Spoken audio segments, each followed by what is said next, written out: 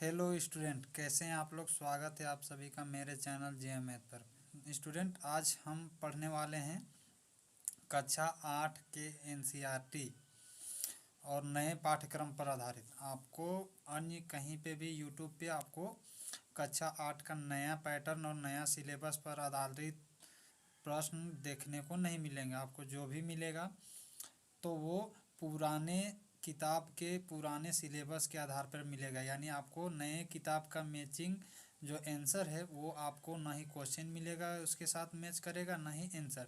तो आपको ये जो है नया पैटर्न है, ये हम आपको बताने वाले हैं और ये है आपका 2023 का। ठीक है, तो आप लोगों से बस एक ही उम्मीद करता हूँ कि अगर आप कक्षा 8 के विद्यार्थी हैं या कक्षा 8 आने वाले हैं तो आप मेरे चैनल को सब्सक्राइब कर लीजिए, क्योंकि मैं इसमें कक्षा 8 के सभी पाठ्य का जितना भी प्रश्नावली जो भी आपको चाहिए उन सभी को मैं उपलब्ध कराने वाला हूँ।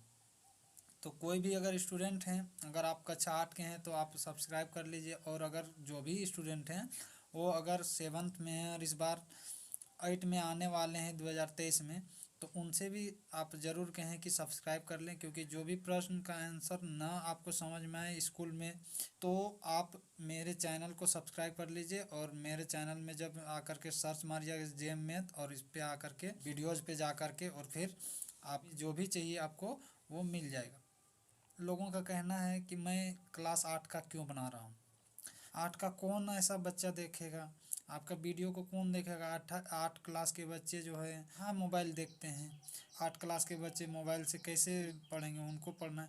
लेकिन मैं कहता हूँ कि भाई अगर एक भी स्टूडेंट ऐसे होंगे जो कि कक्षा 8 में पढ़ने वाले स्टूडेंट हैं और जिनको स्कूल में पढ़ाया गया ना समझ में आए, तो आप मेरे यहाँ पर आकर के मुझे कमेंट सेक्शन में कमेंट करके बता सकते हैं। मैं उस चीज़ को डॉट को सॉल्व भी कर दूंगा और साथ ही साथ आपको 8वां क्लास की जो गणित का किताब है उस किताब का सारा क्वेश्चन आंसर आपको देखने को मिल जाएगा।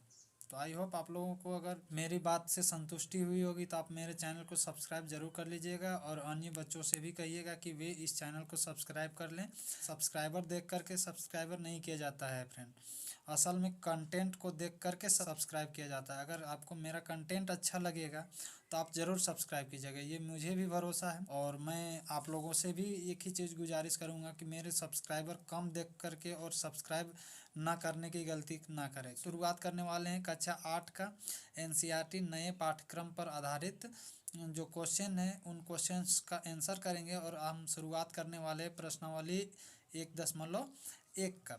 तो फ्रेंड यहाँ पे आपको पढ़ना है परिमेय संख्या, और परिमेय संख्या का मैंने ऑलरेडी वीडियो बना रखा है। तो अगर आपने अभी तक मेरे वीडियो को नहीं देखा है तो जाकर के वहाँ पे विजिट कीजिएगा, क्योंकि किसी भी प्रश्नावली को अगर शुरुआत करना है तो सबसे पहले आपको जानना होगा उसके बेसिक। अगर आपको बेसिक नॉलेज मिल गया तो आपको ये भी चीज़ें बहुत ही आसान तरीके से समझ में प्रयास करूँगा कि हालांकि ये एक ऐसा प्लेटफॉर्म है जिसमें समझाने का बहुत कम समय होता है, क्योंकि आपको कंटेंट उपलब्ध कराना है और ज़्यादा समय व्यर्थ ना कराना है। इसके लिए क्या करना होता है कि एकदम बहुत ही कम समय में समझाते हुए आपको बताना होता है। आप मेरे इस वीडियो में रहें, मैं सभी कंटेंट में जो भी चीज़ें अगर आपको डाउटफुल होंगी तो आपको बिना पूछे ही मैं वो सारे डाउट भी क्लियर करने वाला हूँ। तो आइए वीडियो की शुरुआत करते हैं। स्टूडेंट यहाँ पे लिखा हुआ है, क्वेश्चन को पढ़ते हैं। -4/5 को एक ऐसे परिमेय संख्या के रूप में व्यक्त किया जाए जिसका हर निम्नलिखित हो। यानी हर में आपको क्या चाहिए, ये जो -4/5 है इसका हर पे आपको क्या चाहिए, 30 चाहिए। क्या करा है कि जिसका हर निम्नलिखित हो, पहला में क्या है कि 30 है, यानी हर में आपको इस 5 के बदले आपको 30 चाहिए। अब 30 कैसे आएगा, बहुत सारे बच्चों का यहीं पे डॉट होता है।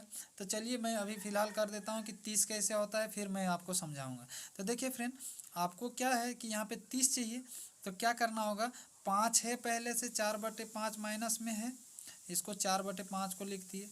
उसके बाद क्या करना है, ये यहाँ पे आपको 30 चाहिए, तो 30 कैसे आएगा, तो आप यहाँ पे 6 से गुना कर देंगे तो आ ही जाना है 30। 6×5 = 30, आपका नीचे 6 आ गया, लेकिन ऊपर भी आपको 6 से गुना करना होगा। अब कहिएगा कि यहाँ पे 6 से किए ठीक है, लेकिन ऊपर में क्यों कर रहे हैं।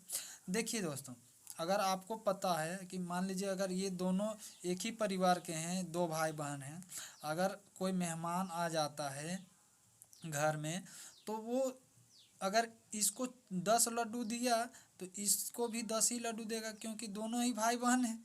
अब दो एक को ऐसा थोड़ी है कि एक को 10 दिया, एक को एक दिया, तो वो एक बच्चा तो गुस्सा जाएगा। तो इसीलिए यानी इसको साधारण भाषा में समझने के लिए मैंने ये एग्जांपल दिया कि एक को 10 तो एक को भी 10 मिलना चाहिए, जिससे ये संतुष्ट होंगे, खुश होंगे। तो इसके लिए कि यहाँ पे 6 हुआ, इसको 6 से गुना कर दिया, क्योंकि इसे 6 से गुना कर दिया तो यहाँ भी 6 से गुना कर देंगे। तो इस तरह से आपका हो जाएगा संतुष्ट। तो क्या हो जाएगा फ्रेंड, 6×5 = 30, और फिर यहाँ पे 6×4 = 24। और फिर देखिए फ्रेंड, किसी भी संख्या का गुना करने से पहले उसके चिन्हों का गुना करना बहुत ही ज़रूरी है। तो यहाँ पे क्या है, माइनस है, और यहाँ पे इसके आगे क्या है, चिन्ह, कोई चिन्ह नहीं है। का मतलब जब भी कोई चिन्ह नहीं होता है तो वो प्लस छुपा हुआ होता है। तो माइनस गुने प्लस क्या होता है, माइनस होता है। तो यहाँ पे हो जाएगा माइनस। अब सबसे बड़ा सवाल यहाँ पे ये उठता है फ्रेंड कि आखिर यहाँ पे 6 से गुना क्यों, यहाँ पे 30 लाना था, तो अगर हम 25 जोड़ दें तो भी आएगा। जाहिर सी बात है कि 25 जोड़ देने से भी तो 30 आएगा। तो फिर यहाँ पे 6 से गुना करके क्यों लाए, 25 जोड़ देते, यहाँ भी 25 जोड़ देते, आपके कहने के हिसाब से यहाँ भी 25 जोड़ देते तो आ ही तो जाता। लेकिन देखिए फ्रेंड, आपको यहाँ पे क्या चाहिए, -4/5 है, और इस संख्या में हर में आपको 30 लाना है, और 30 लाना है, उसके बावजूद भी क्या है कि ये जो संख्या, ये जो -4/5 है, और यहाँ पे 30 आएगा जो हर में, ये 30 जो आया ये हर में आने के बाद भी ये जो पूरा संख्या है और ये जो पूरा संख्या, ये दोनों आपके बराबर ही होने चाहिए। समझ में आ रहा होगा कि मैं क्या कह रहा हूँ, कि ये जो संख्या, ये पूरा संख्या -24/30 है, और ये -5/4 है, -4/5 है। क्या है, -4/5 है। ये दोनों आपके इक्वल ही होने चाहिए, यानी यही, ये दोनों आपको बराबर भी होना है, और प्लस में आपको चाहिए क्या कि 30 भी हर में आ जाए, यानी हर में 30 भी लाना है और ये दोनों बराबर भी रहे, ऐसा आपको सिचुएशन चाहिए। तो ये सिचुएशन तभी होता है जब आपका गुना किया जाता है। गुना किया जाता है ऐसा मतलब कि समतुल्य भिन्न किसको कहते हैं, सबसे पहले इसके समतुल्य भिन्न को समझना होगा कि समतुल्य भिन्न में क्या होता है कि जब भी किसी संख्या के अंश और हर में समान संख्या से गुना करते हैं तो जो संख्या आती है उसे हम समतुल्य भिन्न कहते हैं। तो मैं ज़्यादा यहाँ पे वक्त नहीं लूँगा और आगे बढ़ता हूँ, आप लोग को समझ में आ गया होगा, और यही हो गया आपका आंसर कि आखिर ये 6 से क्यों गुना हुआ। क्योंकि यही समतुल्य भिन्न किसको कहते हैं, या तो समान संख्या से गुना कीजिए या फिर समान संख्या से भाग दीजिए। अगर समान संख्या से भाग देते तो मेरा 30 आता ही नहीं, क्योंकि भाग देने पर कम हो जाता। तो इसीलिए क्या किए हैं यहाँ पे कि आपको 6 से गुना कर दिए। आगे हम लोग देखते हैं फ्रेंड, -45। अब की कितना चाहिए आपको, -45 चाहिए। यहाँ पे कितना चाहिए था, 30 चाहिए था हर में। अब इसी भिन्न में से फिर से आपको -45 चाहिए, और आपको सेम भिन्न भी बचे, यानी यही भिन्न के बराबर भी आ जाए, और आपको -45 चाहिए।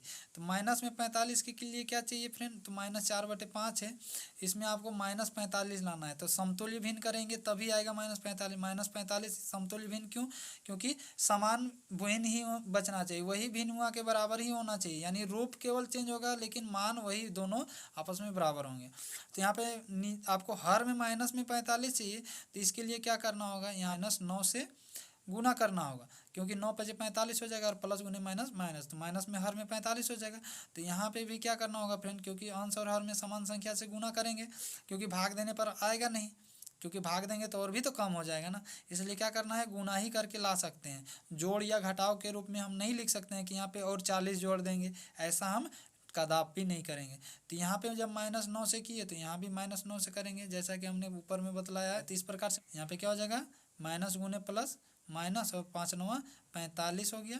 और फिर यहाँ पे क्या हो जाएगा, 9×4 = 36, और फिर माइनस इंटू माइनस प्लस का हर में क्या हो गया, -45 आ गया। तो यही हो गया आपका आंसर। तो आई होप फ्रेंड आप लोग को वीडियो अच्छा लगा होगा।